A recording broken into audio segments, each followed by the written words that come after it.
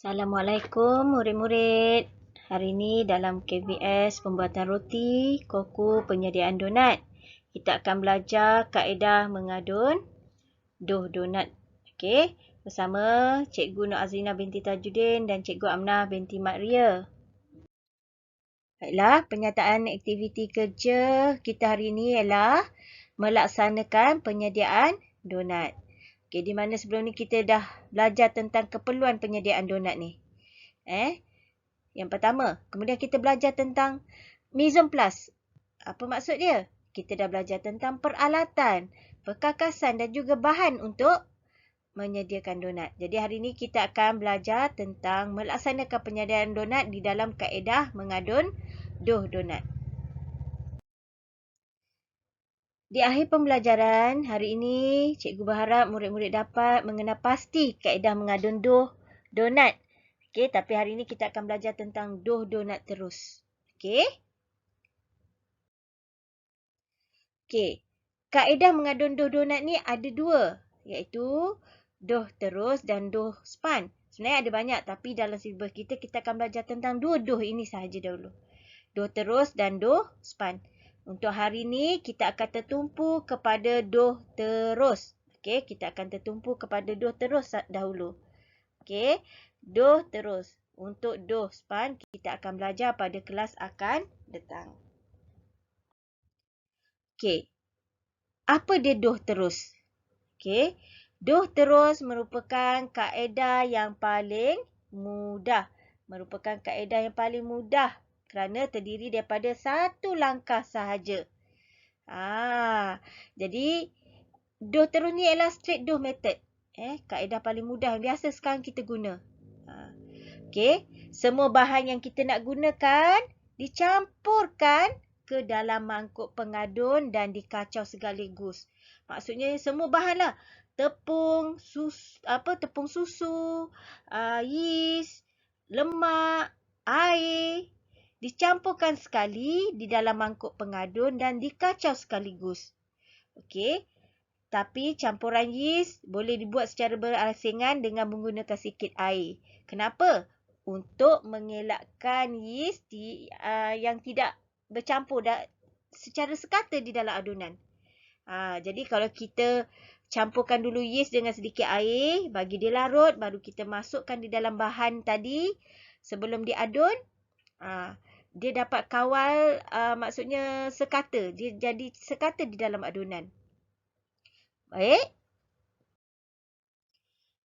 Baiklah, prosedur dough terus. Okey, apa maksud prosedur ni? Prosedur ialah langkah. Okey, first, semua bahan dimasukkan sekaligus. Semua dimasukkan di dalam mangkuk pengadun dan diadun sehingga tahap yang paling optimum. Apa maksud tahap yang paling optimum? Okey, tahap yang paling optimum ni maksudnya dough kita adun sehingga dia menjadi kenyal atau elastik. Maksudnya dough yang kita siap tu, bila kita tarik, dia akan teregang dengan sempurna, tak mudah koyak. Itu maksud elastik. Okey? Setelah siap, dough dikeluarkan dan difermentasikan. Apa maksud difermentasikan? Difermentasikan tu maksudnya kita buat satu proses penapaian ataupun kita proses merehatkan dough supaya dough tu jadi kembang. Kembang ni berlaku proses pengembangan 2 kali ganda daripada dough asal. Besar dough asal. Ianya disebabkan adanya yeast di dalam dough kita. Yeast ni yeast hidup, yeast baik. Dia ada kuasa ataupun kita panggil ada bakteria di dalam dough. Sebab tu dia berlaku proses pengembangan. Okey. Sepanjang tempoh proses fermentasi 2,5 jam tu, dough kita perlu tumbuk 1 atau 2 kali lah. Tengok pada keadaan. Okey, kenapa kita kena tumbuk? Kita nak buang gas dalam dough. Jadi, kita perlu tumbuk. Kemudian, dough tersebut dibagikan kepada berat yang kita kehendaki. Berdasarkan kita nak buat contoh 25 gram, 30 gram. Ikut pada kehendak. Kita nak jual besar mana. Okey. Selepas kita timbang, kita bentuklah dough tersebut. Dough tersebut tu berdasarkan kita dah belajar sebelum ni. Jenis-jenis dough. Ingat lagi tak jenis-jenis dough? Ada beberapa. Okey, yang pertama dough cincin, long john, pintar dan juga donat berinti. Okey, satu lagi lupa, maaf. Donat bergula. Jadi kita bentuk jenis-jenis donat yang kita nak buat. Kemudian kita rehatkan sekali lagi setelah dibentuk. Okey. Akhir sekali donat tu kita goreng ataupun bakar. Kita goreng ataupun bakar ikut pada kreativiti masing-masing. Nak goreng boleh, nak bakar pun boleh. Okey. Prosedur doh terus ni. Yang ni tadi kita dah belajar langkah-langkah banyak tadi. Susah nak nampak kan? Okey. Kali ni cikgu akan buat satu carta alih. Peta aiting berbentuk carta alih. Macam mana kreativiti awak kalau nak bentukkan satu peta carta alih. Okey. Kita tengok yang pertama. Kita dah tahu tadi. First, kita melakukan proses mencampur bahan. Pandai. Apa bahan-bahan dia? Kita buatlah peta aiting kita tadi. Kita kata carta alih. Okey, kita carta alih kita. Okey, maaf cikgu buat bagi elok sikit lah arrow dia. Okey, carta alih kita. Okey, mencampur bahan. Mencampur bahan maksudnya kita ambil tepung, susu tepung, yeast, air, lemak. Semua bahan tu dicampurkan dan diadun. Kita ulilah sampai dia jadi elastik. Kemudian kita akan masuk proses yang kedua. Itu proses, kalau cuba ingat, fermentasi. Fermentasi kali pertama. Fermentasi kali pertama. Apa maksud fermentasi tadi? Ingat tak? Kita kena buat lama mana? 2,5 jam bergantung pada cuaca. Kemudian yang ketiga, kita buat proses apa? Pembentukan.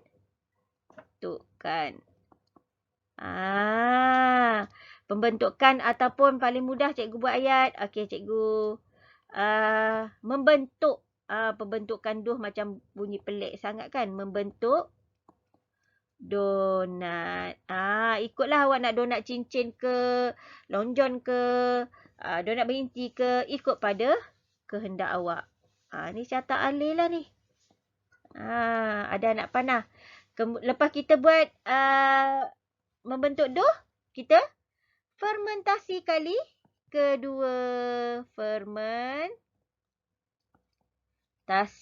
kali kedua. Lepas kita dah bentuk donat. Saya eja donat pun salah. Lepas kita bentuk donat, kita fermentasi kali kedua. Okey, lepas kita dah fermentasi, barulah kita buat proses yang terakhir iaitu goreng atau bakar. Okey, goreng atau bakar. Okey, lepas kita goreng masa ni lah kita buat proses menghidang. Bila lepas goreng, lepas awak bakar, awak hidang lah. Ikut awak nak hias dengan coklat, sama ada dengan gula, dengan badam. Ikut kemasan masing-masing, kreativiti masing-masing.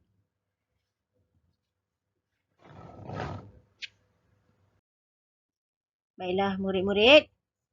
Itu saja untuk hari ini. Berkaitan kaedah mengadun doh donat, iaitu doh terus. Cikgu berharap semua murid faham kaedah mengadun doh donat iaitu doh terus ya. Sebarang pertanyaan boleh bertanya pada Cikgu Azlina ataupun Cikgu Amnah. Okey, itu saja untuk hari ini. Stay safe, stay at home. Sekian, terima kasih. Bye.